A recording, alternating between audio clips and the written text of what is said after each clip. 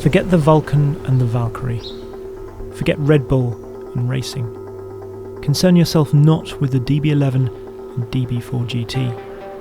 Because as impressive as Aston Martin's recent rise has been, this is where it really counts. This is the car they need to get right. This is the new Vantage.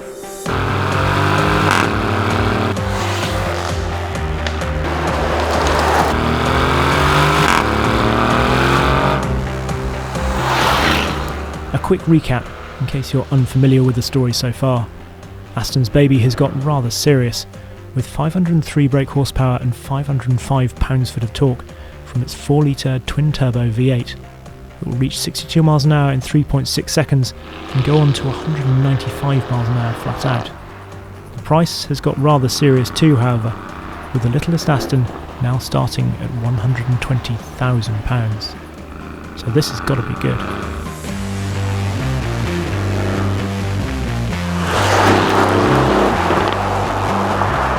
Let's talk about the engine.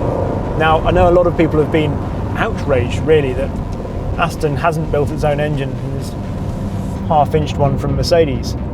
But let's be honest about this, they really couldn't have picked a better engine. It is phenomenal. It's got that slightly sort of American sound to it, the big bass. And you really would not know that this is turbocharged. You might think I'm crazy for saying that, but trust me, the throttle response of this is unbelievable. It is so good. Of course, with the old car, there was a slight sense that its bark was worse than its bite. The performance was good without being electrifying. This, on the other hand, is a whole other kettle of fish. We've had a while to assimilate the exterior of the car since it was unveiled at the end of last year, and it seems to divide opinion, particularly that big grille at the front. Overall, I happen to think it's stunning. Not as classic as the old car perhaps, but certainly more aggressive. And there are details that I like about the look too. The front arch vents, for example, and the serrated edge detailing in the headlights. I think the car looks ace with slightly larger sidewalls too. 40 profile fronts, 35 rear. Overall, I don't think the interior is quite as successful as the exterior. It's perhaps just a bit fussy in places, and I'm not sure all these buttons here are quite as intuitive as they could be. Perhaps if this black plastic was in metal, that would look a bit better. Now this hasn't quite got the old car's feel and sort of graininess to everything, but what it has got is an awful lot more grip. You're never waiting for the front end to get into a corner, and yet the rear feels so faithful as well, so you use all that instant throttle response to steer through the corner. It's so much faster than the old car, but still so involving.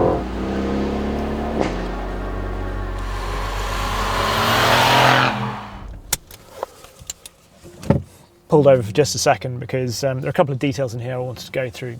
Firstly, a couple of things which I think shows this has been designed for drivers. It's a proper driver's car. Paddles.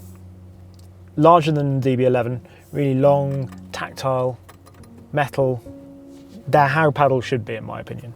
The other thing is a nice little pad just down here, so you can actually brace your knee against it when you're cornering. Little things, but they're important.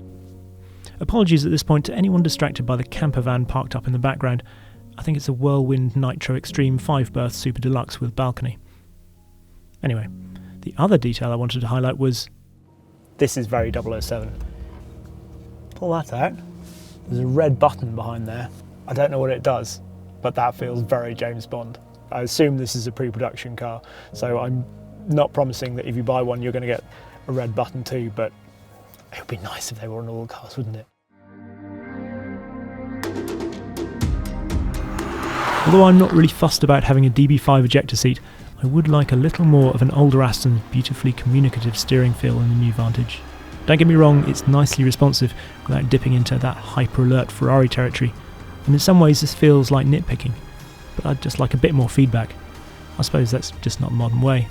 And make no mistake, overall the new Vantage is deeply impressive and immensely enjoyable.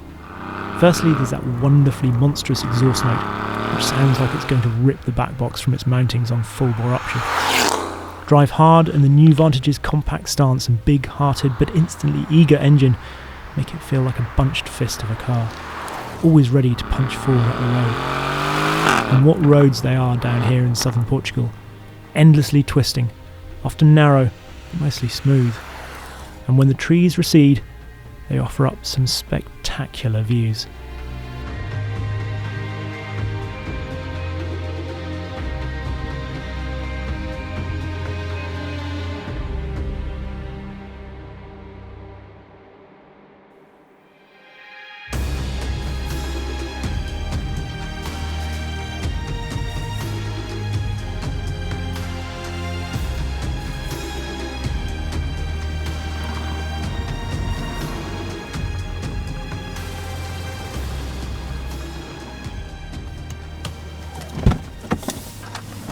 It has been a fantastic day, and it's nice to come into town just to see this amongst other vehicles, because that's where I think you really see just how amazing it is. I love those headlights, those narrowed eyes.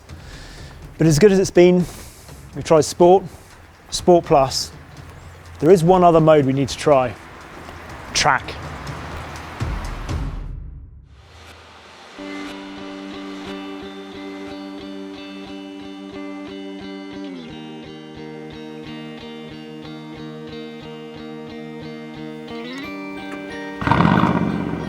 Overnight there was a change in weather and a change in cars, just in case the subtle shade of screaming lime green didn't give it away. This car is in the lightest possible spec, with forged wheels, although wrapped in the same rubber, carbon brakes and a quad-tipped sports exhaust. It all adds up to a dry weight of 15-20 kilos. Not that light then, but how does it feel from behind the wheel? So I've been trying out the track mode in the ESP, which is pretty good. Let's try it out around here. Let's see how much slip it lets me have. So you can just feel it grabbing in there before it gets too wild and lurid. And again, up over that corner there. So let's turn it all the way off.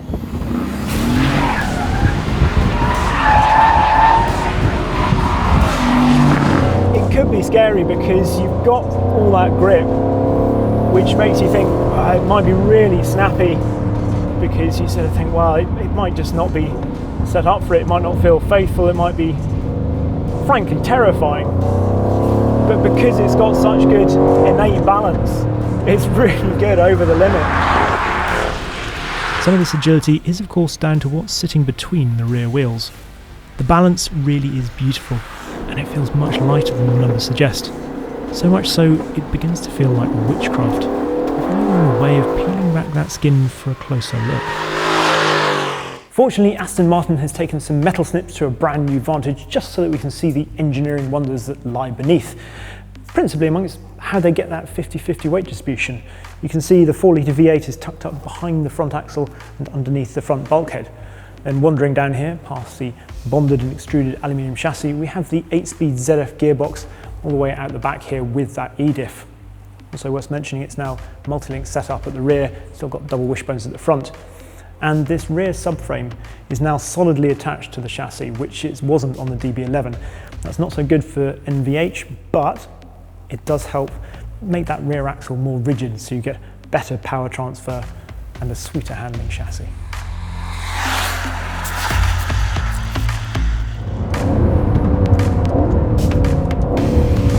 Really lean into those brakes, you get a lovely feel from them, so confidence inspiring. The E-diff in this car is the first for Aston Martin, and it takes a little bit of getting used to, because sometimes you can find with E-diffs, because they can obviously go from fully locked to fully open, you just need to perhaps calm your steering inputs, be really precise with the throttle, because otherwise you can end up sort of you're taking lock off just as the E-diff is opening, and you can end up sort of both trying to do the same thing, which can be a bit scrappy. But it's a really nice car over the limit, and the balance is certainly there. It might be the case that some of the traditionalists out there who probably don't like the fact that it's no longer double wishbones all round because we've got a multi-link setup at the rear would also like to have seen a mechanical limited slip diff rather than this E-diff, but it it does give them all sorts of options in terms of